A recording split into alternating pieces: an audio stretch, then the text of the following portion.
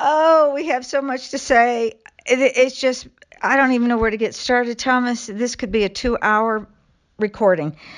But look, we've got company coming over, so we're going to have to do the best we can within the next few minutes to say all we're going to say. You're going to start with your reflections on the speech, or where are you going first? Whatever you say. Okay, well, this is what I say. What a joke Cash Patel is. Oh my gosh. It's going to be terrible for these MAGA folks that believed he was just the answer to everything. I just noted in the news this morning that the FBI, this is straight from FBI Director Cash Patel, I can now report that today the FBI, along with our interagency partners led by Pam Bondi, arrested, get ready for this, 2 active duty U.S. Army soldiers and 1 former U.S. Army soldier for, drum roll, theft of government property and a bribery scheme. Folks, that's all you're going to get from these 2. You've got a bimbo at the DOJ and you've got a Crown agent over at the FBI. But worse than that, have you seen what's been going on at the Supreme Court with those 4 bimbos that are trying to take Trump down, but they can't because the swing vote, which is John Roberts, is full of corruption. He's so full of corruption. We have found Jane Sullivan, she has that law firm. And remember, we also reported on her as being the recruiter for SES. Oh, just horrible stuff that woman is. But her law firm has the client relationships with all of these companies that get the U.S. aid funding. So I was telling Douglas this morning, you can imagine Johnny comes home and she's just a fit because she's losing all of her SES recruits. And then Trump is cutting off her funding because remember, she's sopping off that train too, just like, or a trough, not a train. It's a gravy train and a pig slop trough. Anyway, Jane Roberts, by the way, very ugly woman. You have to see her. She's doing this, and she's losing her clients, her recruits, and her money. So she goes to John, you got to do something. And so he cast his vote with the 4 bimbos to make Trump pay this money until we caught him and his wife and their dirt and their slime. And so magically now this is off the docket. It's gone back down to the lower court. Well, I don't know what we'll see with that. I'm sorry, but I just had to get that off my chest to let people know this is going to be a wild ride today. So buckle up. Well, Betsy, when you talk about the Supreme Court, first off, they all need to be impeached because why? They state they're either conservative or they're liberals. Well, if they're either one, then they're prejudiced and they can't be a judge. It's as simple as that. That's the reason that the Supreme Court justices don't clap during even a presidential State of the Union. And by the way, I just want to jump over here for a second. The talk that Trump gave, the Democrats didn't have to come. There's no law that says they have to come because he calls all of them there with a mandatory meeting to listen to him. In other words, folks, that was completely a staged scenario. And basically what you heard from Trump again and again is this is the end of the Democrat Party because what he's insinuating is as soon as there's a voter ID, as soon as you get the 70 million invaders out of our country, and he's not quite ready to go there yet to tell us the truth about that, which he may or may not know. But we know that the FBI had 22 million documented illegal aliens, undocumented. They documented that they're illegal, they're undocumented, and they are in fact invaders, and they are actually paying taxes. So there's 22 million invaders paying taxes and receiving tax returns. There's 25 million about that we know came across the border during the last 4 years of Biden's term. Okay? Now, we also know there's over 20 million DACA, and we don't know how many children subsequently have arisen out of all of that. So just in a very quick estimate right here, 65 million that would be able to be moved out. If that happens, then essentially America will be completely transformed. And if we get the external, instead of internal revenue service, an external revenue service, we won't need the illegal war debt created in 1913 called Social Security and the personal income tax. We don't need any of that. So I just wanted to say, maybe we'll get to talking about Trump's talk here. But first, let's go back to what Tyler was saying. Perkins Coie is Fusion GPS. They have been already found guilty on so many charges, and then no action was taken. Remember, this is what has happened even during the Trump administration, because he had no power. So you have to say, this has been going on for many years. And basically, Biden's administration was a third term for Obama, as so many people say. So Perkins Coie, okay, what they did at the DNC, what they did with Crossfire Hurricane, what they did with the Orrs, they hired Bruce Orr's wife, to work for them and spy actively on a campaign and use it as disinformation. Do you know that over there they actually have a desk for the FBI to sit at Perkins Coie? I don't doubt that. Anytime you see anything evil, really, really, really evil involving John Podesta, who we'll talk about in a second, you're going to see Mark Elias. And he is one of the evilest, if there is such a word, lawyers in the whole world. And he has represented the Clintons. He got Hillary out of the all of those messes, even the theft of the DNC money, her server at her house. How about those documents? All of her personal classified documents were a copy was being sent to China and to Russia and to anyone who bought into the pay and play. Now, if we can't get an attorney general and the head of the FBI to simply pick up the mounds of evidence, literally, I could fill this room with the evidence we have. Okay, that's just using common sources to find. They're supposed to be the greatest investigators in the world. Okay, they can't find anything. Now, first off, Bondi knows what happened with Epstein's tapes. Let me just remind all of you. There were no tapes found in his New York apartment. There's no more evidence than what New York gave. And so people are conflating Huba Abedin's husband, the time that Epstein was arrested in New York and the time that he was arrested in Florida. Anthony Weiner. Okay? I mean, that's the one and also on Hillary's and also on Hunter's. And then they conflate the stories that the New York Southern District investigators, along with the FBI, when they were looking at what some say, well, I'm not going to use the word, but anyway, horrible, horrible videos, right? That it made these full-grown men who fight crime all the time cry. Mm-hmm. Okay, where's that? Kash Patel, you can't find that? You can't simply send an order to the judge in Florida for the evidence on the Epstein first grand jury trial. Remember, when there's a grand jury, that means the person's guilty, they're going to get off, or that they're innocent and they're going to be made guilty. That's all that's for. That's warfare in the realm of justice.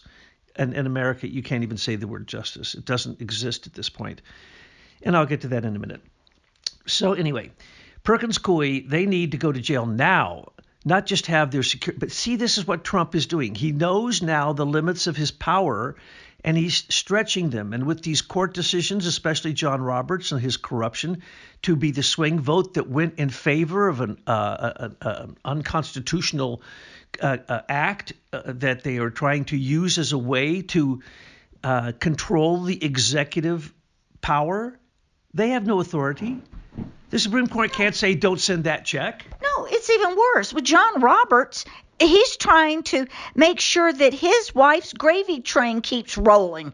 So he absolutely has to recuse himself. In fact, we have found so much stuff. Y'all know, 8 years of John Roberts, starting with the Leader Facebook suit, where he held Facebook stock at the very same time he was ruling against our dear friend, Your friend, Michael McKibben. And what they do is they lump it together and say their broker puts it into a 401k or whatever, so that they don't recuse themselves from making rulings on things that they have money invested in gambling on the stock market. If you are a judge, you can't be investing in gambling. Okay? Gambling will keep you from getting a security clearance. And the stock market is gambling, but it's not gambling when you're on the Hill and you're Nancy Pelosi or you're Mitch McConnell or you're Schumer or any of the other top dogs. They know what's going to happen beforehand. We saw it the other day with NVIDIA. Millions of dollars Nancy pulled out of NVIDIA and put into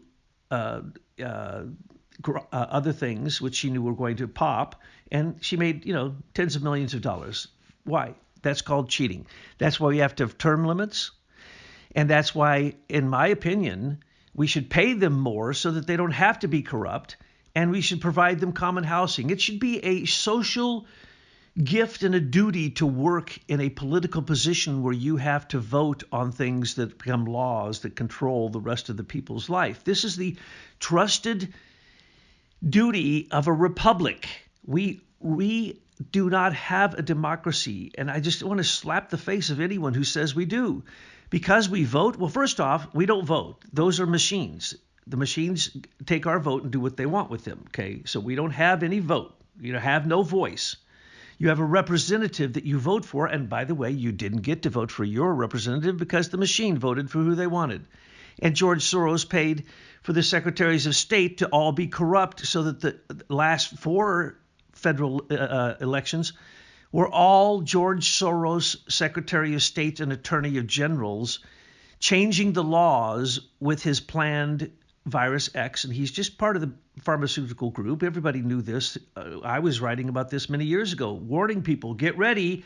When they tell you there's virus X and they're going to give you a vaccine, they're going to kill you. John Podesta and his brother committed the same crimes in Ukraine as Manafort, Stone, and Black. Remember, Podesta brothers rule the Democratic Party. Manafort, Stone, and Black, well, they put Manafort in jail for doing exactly what the Podesta brothers were doing in Ukraine. All right? Black has disappeared. Stone is they keep attacking, and Manafort went to jail. Podesta is now back. He's been back since Obama took office. And when Obama took office, let's remember that he is the ultra general of the SES, this senior executive service. And Trump is now literally making executive orders and fighting them. And this is where the big battle is going to happen because they control all federal agencies. And they are basically, they're a paramilitary organization, and they call themselves generals. Each one of these people at the head of a federal agency doesn't call themselves a secretary. They're above a secretary. They're called generals. They have the highest pay and above that you can get. Podesta, when Jimmy Carter created the SES, it was actually for tech people. It was for your information technology group, and they had to pay more for them. That's why it was created. But if you look, Jimmy Carter was not a president. He was nothing more than a pass-through, a megaphone for the British Pilgrim Society. Most of the horrible stuff happening to us right now is the result of what happened during Jimmy Carter's administration. Now, Podesta, since then, has raised the SES up to be 10,000. Now remember, when Podesta came to power in D.C., 100% power, and he still is, and he is the Democratic Party. If anybody wants to know who's telling the Democrats what to do, who's telling Valerie Jarrett and Big Mike and Obama what to do, remember, they're all idiots. Podesta is no idiot. He is pure incarnated evil. He is truly a possessed pedophile, and you think, I've told people, you think Epstein's bad? Nothing compared to Podesta. Nothing. Diddy and Epstein having the wildest party they ever had doesn't compare to a normal evening at the Podesta home. Go to his house. They have the worst stuff you've ever seen called art. They call it art, which is actually just pedophilia. Now, he replaced 6,000 SES members and raised it up to 10,000. So now at least 8,000 plus of the people who are fighting Trump as his own in the executive branch. Most of these people are in the executive branch, right? That is the resistance. So the other day, what did we find out? Hit the big news. Biden said, oh, look, we still have money that we can spend for DEI and climate and stuff. So we're going to give it to the EPA. We're going to give them $375 billion. John Podesta will be personally in charge of that fund. And then what did he do? He spent that like wild during the time the Biden administration. But at the end, they still needed to dump $20 billion. So he created in just months before the Biden administration ended, he gave out $20 billion to groups, new groups just created that have never done what they say they can do. And so they're clawing that back. So the EPA, the head of the EPA now, clawed back $20 billion. That's nothing. There was $375 billion spent fraudulently by Podesta. And folks, how come we're only hearing this now? Have you heard besides myself and Tyler, who have you heard yelling about John Podesta? He's the most evil man in D.C., maybe one of the most evil men on the face of the earth. He gives Putin a good run for his money for evil, all right? And President Xi and all the rest of them. So he works through Perkins Coie. So the whole thing, he was the conductor who worked with the British to work with Stephen Halpern, who was, in fact, paid by the government. He was an asset of our government working for an insurrection and an overthrow of Trump while he was actively in office after he'd been duly elected by fake. He even beat the fake election machines. So anyway, Perkins Coie now had their security clearance pulled. Okay, now if the head of the DOJ can't put John Podesta for stealing $20 billion in a fraudulent deal and then going and looking at the 375 and finding out that's all fraudulent. It's going to be all DEI and climate where no one ever did any work. That's called fraud. Okay, if they can't put John Podesta, and then what will happen if they put John Podesta in jail and convict him, then Hillary Clinton goes down because of the 5 investigations on their 5 foundations, which all were fraudulent, stealing, and using her position as the Secretary of State for pay to play. She gave out $86 billion as the Secretary of State, to many of the people who are our enemies at the time. But every one of them made a donation to her foundation, and more than 95% of that money went to the only 3 people who were paid, the only 3 people in the foundation. That would be Daddy and Mommy Clinton and Baby Ugly Clinton. All right? Now, if they can't put them in jail, if they can't indict them, then we still don't have a Department of Justice. And Trump is fighting against right now, as you see, what Tyler started off with. We have the Supreme Court completely compromised. Basically, we need to start impeaching anyone who votes for an unconstitutional court decision. And it's real simple. This isn't a debate. There's no debate. The executive authority is defined clearly. And what the Supreme Court is doing is, as Tyler says, getting out of their lane. They're going to kill somebody getting out of their lane. And mark my words, as I've always said, he's going to go to Malta to take the bearer bonds that paid him to vote that way. Now, the 4 bimbos, they're idiots. Okay?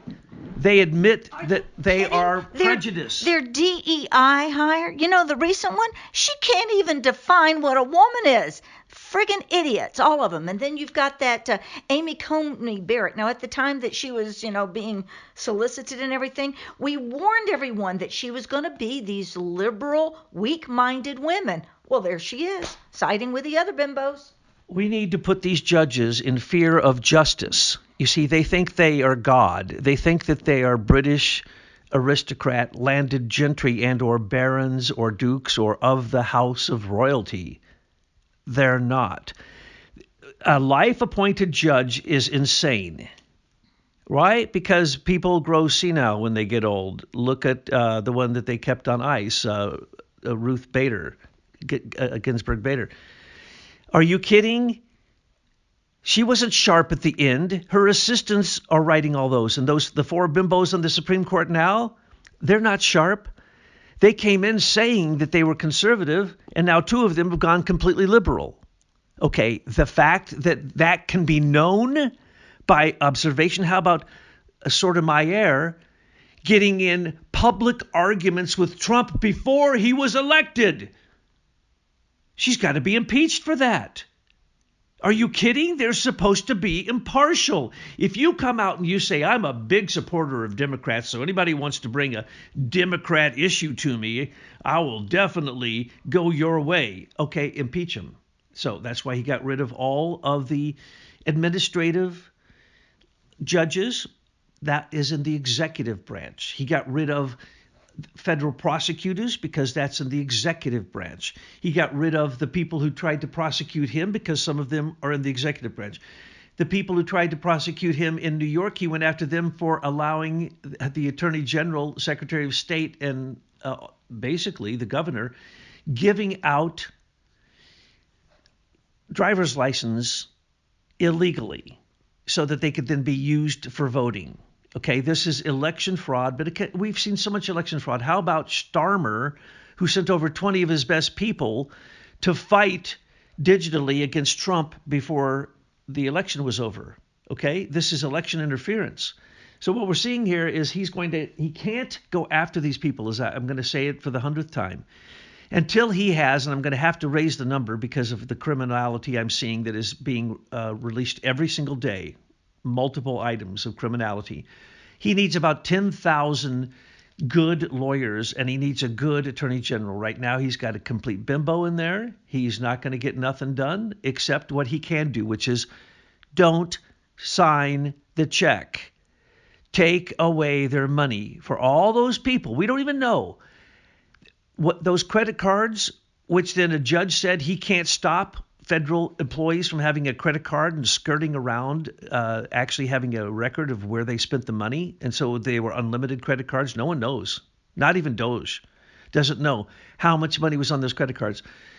So instead of just defying the judge, he said, fine, I'll just give them all a $1 limit on the credit card. That's what he's doing everywhere. That's what he's doing with Ukraine. That's what he's doing with Putin. Except he's going to make some deals with Putin. But it's going to be pretty tough working with the European Union. And you can see the frustration on his face every time anyone asks him anything about the European Union, because they are just off the hook. They're back to the same stances they had before World War I and World War II. And as a British historian, they've had their entire history. The Brits, the Germans, and the French have never stopped fighting. Why? Because they're all inbred blood relatives. And they're all basically Vikings, and they're just marauders, and they won't stop fighting. So what's he going to do with those people? You just had Meloni, who's the head of Italy, who said just a few days ago that she will not give any support to Ukraine. 2 days later, I believe it was, she comes out and says she is going to give security recognition to Ukraine from NATO. Now, if one single nation in the NATO agreement steps across that border and declares war against Russia, that's it. Russia will then go completely nuts, as they should, and try to take the rest of the country, we call them countries now, that used to be part of the USSR. Why? Because they're their country. We stole them from them, and we stole them through economics, not through war. So he's now trying to get some of it back, but it is an economic issue. If you get out of barbarism and stop killing people over false narratives and isms and nonsense, that's what the whole Ukrainian war is. That's money laundering. That's oil. Now, let's go to John Roberts a little bit further.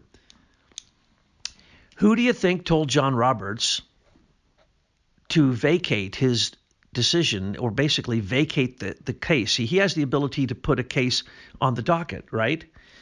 He controls the agenda, and that's the reason he's got to go. Look at the last 4 years. It was an agenda supporting insanity. So he's got to go.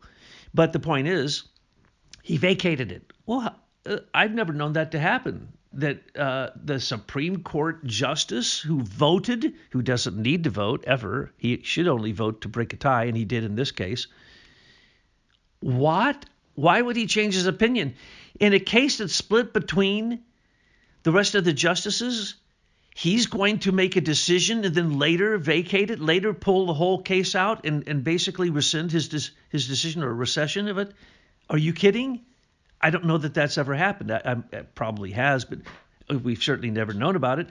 Yeah, see, John Roberts, the reason he did that is because somebody, and I believe that it's the honest judges on the Supreme Court, a couple of them, went to him and said, you do know that your wife supported to the tune of $2 billion. And by the way, the $2 billion that you want Trump to still spend for contracts that were written fraudulently, those are going to your wife, because your wife is the clearinghouse for $20 billion worth of USAID. That's her personal fund. That's her gravy train.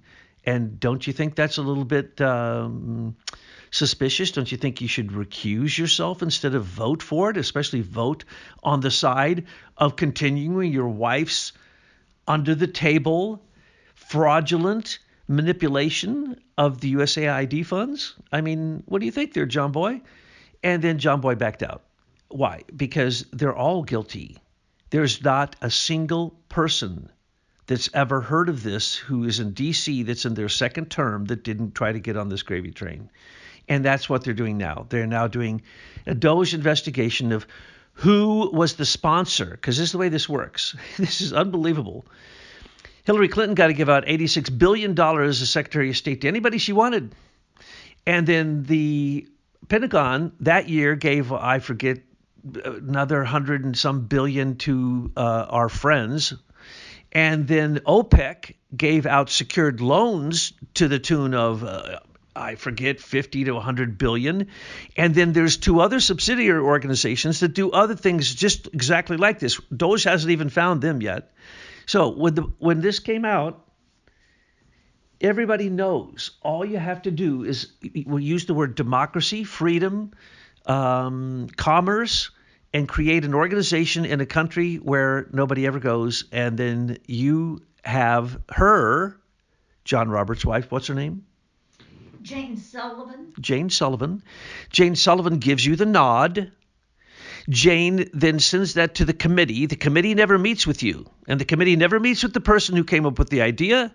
It's shuffled through some organization that then sends it to a committee that isn't really the committee that pays for it, and that committee has no responsibility for the efficacy of that grant, or it's a grant. In some cases, it's a loan, but the loans never are repaid. I've never found an OPIC loan ever repaid. So we know that these are loans that go out to people that don't exist in countries that can't be tracked. There's no compliance filing whatsoever. Some of these things go on for 10 years. 10 years of multi-million, if not billion-dollar payments out to people who then, what happens? Oh, this is the beautiful part. The only thing these people really have to have is a bank.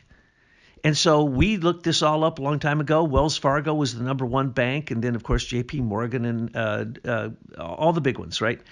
But then there were all these little tiny banks, and if you look them up, they barely exist.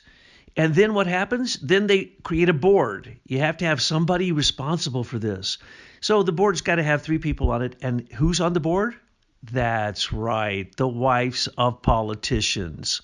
Isn't that nice of them being so philanthropic like that? And the sons and the daughters. I mean, Yes. like the whole Bidens. I mean, it's all just one big pot of nepotism, and we're paying for it, people. Chelsea Clinton makes more money than you can imagine off of her foundations. Talk about Marco Rubio. Okay, so basically what has to happen there? Fraud. And what you can do is just vacate the whole dadgum thing. Just close it all down. There was you just posted something on Gabriel's Horn on Gab saying that, who was it that said, oh yeah, we had that problem in our country. We fired all of them by impeachment and got all new ones. Just get rid of all the judges. And by the way, federal circuit court judges have no standing outside of Washington, D.C. That's the reality. I've said this for so long, I can't. It just irks me that federal circuit court judges in the different areas around America make rulings because idiots come to them with a complaint, and they don't. And it's they do all of this. What's it called when you're ex parte? It's all ex parte.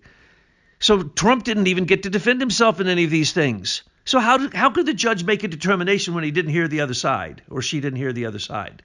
That's insanity. Impeach them for that. Impeach them for their rulings. And so you have to have at the top the agency. There's a, for instance, John Roberts is in control of all the FISA court judges, right? So there's judges who are in control of judges, but those judges are the most corrupt of all. They're the one who assigned the cases. When they assign the cases, they only assign it to people who are extremely one way or the other, liberal or conservative. They know the decision before it happens. The judge gets money in their offshore account before the case starts. Not afterwards. It'd be too easy to trace it. And who's it go to? Well, it goes to an offshore account in the name of their dog, which then goes to an offshore account in the name of their child, which then goes to their uncle, and then it goes to them. This is the way it works. This has all been proven by the Panama Papers, and all the times that we've ever looked at any offshore accounts or the old Swiss numbered accounts, which are now closed by the SEC. SEC needs to close all these because that's stolen money where people have taken it out of this country illegally and they didn't pay taxes on it. So you can't tell me this can't be all solved with fraud. This is all fraud. And I'm getting tired of posers taking over the White House. We all know that Obama is not a natural-born citizen. You have to have been living under a rock for the last 20 years not to get that. We all saw the evidence. We've seen the evidence. It circulated. But yet his rulings and his presidency still is there. I mean, we need to just... I don't know what has to happen, but we need to acknowledge that he was not in office properly, okay? And walk back all of the rules, the executive orders, anything he did. And then Kamala Harris. You know, we went out there. We got out there before any of the alt media people. We got her birth certificate. We clearly saw she was not being born of American parents. These were two non-citizens on a student visa. Okay, so what that means is somewhere, if Kamala wants to hold office for anything like she did as a senator for California, she needs to be a United States citizen. So where did she pick up her citizenship? So we go through the official records. We can find no records that Kamala Harris has ever applied for citizenship. She is a foreign interloper, and she is a number one figure for foreign election interference. She needs to be immediately picked up and taken to Gitmo. But nothing happens. Now we come up with another one, and I'm getting so sick and tired of this. Don't they have a box you have to check before you take your oath of office that asks, are you a U.S. citizen? If yes, show documentation. Because we've got another one, little Marco Rubio. He is the Secretary of State, and he is not, from all of the research we have done, he is not a U.S. citizen. At the most, he's a Cuban citizen, and he is an interloper in one of our highest offices.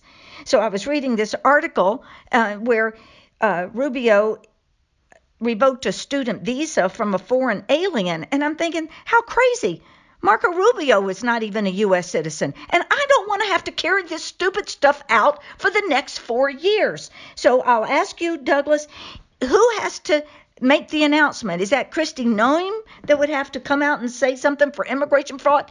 Because if it's Kristi Noem or if it's Pam Bondi, then get your damn hair extensions and lipstick on and get to work.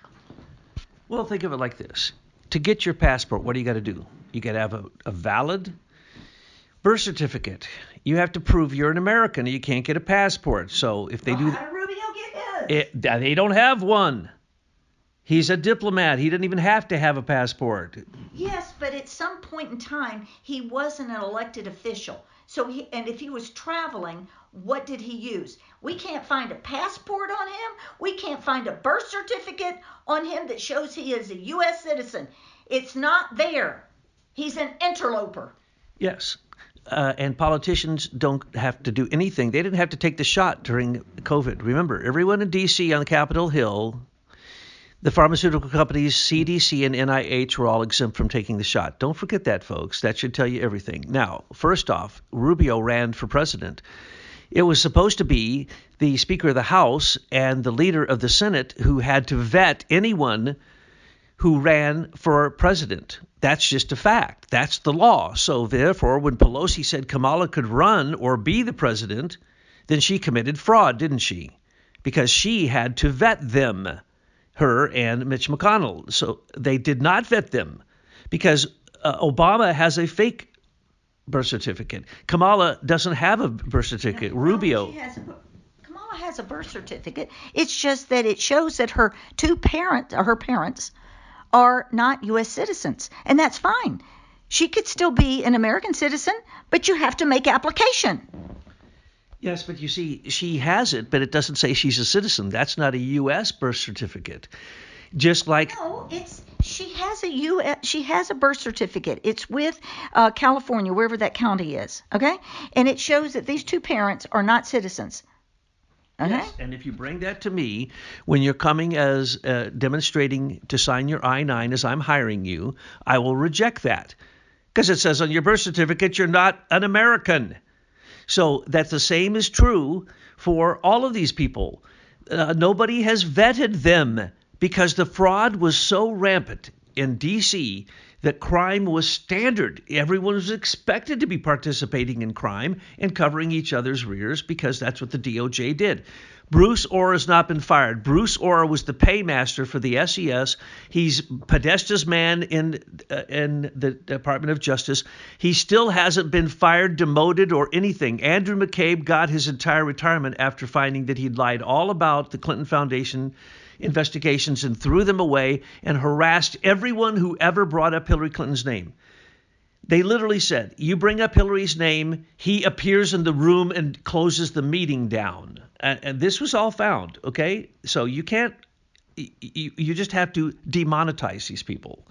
And you have to get rid of John Podesta. John Podesta chose every single SES placement for, 12 years? He rules D.C. And these people, he only hires people who are horrible, awful, compromised people. That's how he keeps control. Well, then he must have worked hand in hand with Jane Sullivan Roberts because she is a recruiter for SES.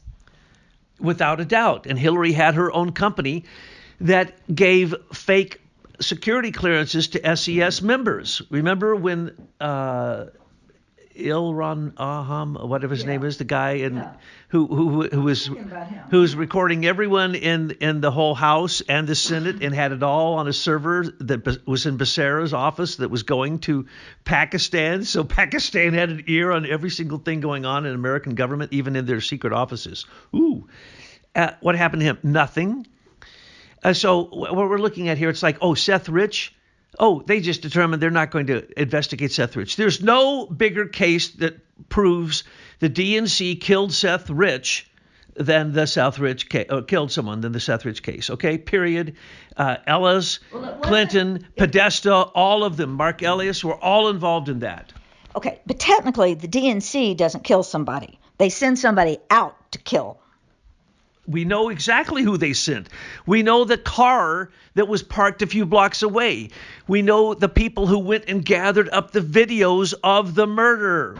We know he was going to turn in we know even what he had on the jump drive that he was turning into the FBI the next morning, first thing in the morning, and by God, he got killed at night just hours before, isn't it? Walking on the street at 4 a.m. in Washington, D.C. We're supposed to believe these stories. Well, there's another story, and I just put it out there because maybe somebody has the answer. And what happened to the two children that the Roberts adopted? We all know that picture of the two little children in their white outfits walking with mommy and daddy. And then we find out that, well, actually in Ireland, they don't let their children be adopted out. So how did those two get those two adopted children? And then the other thing is how come we haven't heard about these two children? I'm not saying anything. I'm just saying that there's a lot of speculation in the internet that these children have not, we don't know where they went to high school, where they went to college, are they alive now? As adults, what do they do? Because, and this is an unconfirmed conspiracy theory, okay? But it's out there and it is wide that those two children were ritually sacrificed to give Roberts the power he and his wife have today. Now, that is a conspiracy. I wish somebody would prove it one way or the other. Well, it's not a conspiracy that the Obamas never had children, and we know who their parents were. Right. We also know that one of those children had sex with Hunter Biden. It's on the friggin' video. It's on the... By the way, there's 4 Hunter laptops. He's so insane, he kept losing his laptops. He lost 2 of them in China. All the China deals are on those laptops. Who has them? The FBI has them. Yeah, but I guess they just don't know how to turn the computer on because they can't seem to find any evidence to convict any of these people. How did Hunter Biden get off? And now, I love it. All of the preemptive pardons that Biden made have been found to be illegal. Well, we told you that from the beginning. They'll never stand. All of these judgments of these, we have our guests showing up. Yeah. So they're all fake. Folks, the word is fraud. All we have to do is use fraud. And when you use fraud, then you can do a deal with the people and you can make them just, claw back the money. You can make them give back the money and let them walk. You can do whatever you want. Just ban them from what he just did to Perkins Coie. He banned Mark Elias. Remember, who paid for the PP dossier to steal, controlled by an FBI asset, Stephen Halpern, who was a dual citizen. And by the way, dual citizenship in America should be illegal. In every case I know it's a bad deal and it's not good. So you're either American or you're not. And when you leave, then just get on out. And if you want to come here, you need to follow the law. Perkins Coie paid Fusion GPS not only for Nellie Ohr to work as an agent spying on Trump and trying to gather up fake information to not even convict him, just to make him look bad for the election and to overthrow him, to impeach him. Folks, I don't know how many people I'm talking about. I'm probably talking about 1,000 people, 2,000 people who have committed treason. So where are you going to get? Unless you create martial law and you use military courts, and I know I've been through the USMJ, the Uniform Code of Military Justice. I know all about it. I was in the military, and that's what you need to use. And basically, you just consider this treason. You call them into the room, you show them the evidence, they get to make one statement, and then they are charged with treason, and then they get to meet whatever their fate is, depending upon where they're at and under what circumstances, whether they're military or civilian, blah, blah, blah. So that's what we need to do. These people are treasonous, and they're so unconstitutional that it just makes me want to vomit. All we need to do is what Trump seems to be doing, which is to go back to common sense, lawfulness, the Constitution, the Bill of Rights.